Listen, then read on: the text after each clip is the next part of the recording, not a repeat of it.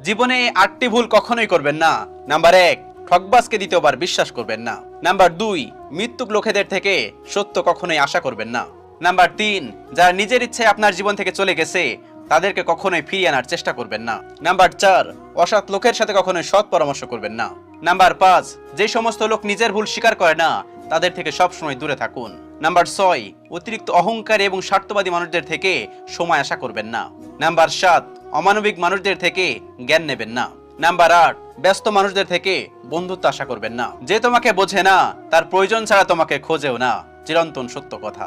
যাকে ছাড়া তুমি বাঁচতে পারবে না ভাবছো, একদিন তার অবহেলাগুলোই তোমাকে নতুন করে বাঁচতে শেখাবে। হঠাৎ করে মানুষ উঁচু জায়গায় চলে গেলে নিচু জায়গায় মানুষগুলোর আর মানুষ বলে মনে করে না। জীবনে পিছিয়ে পড়া বলে কিছু নেই।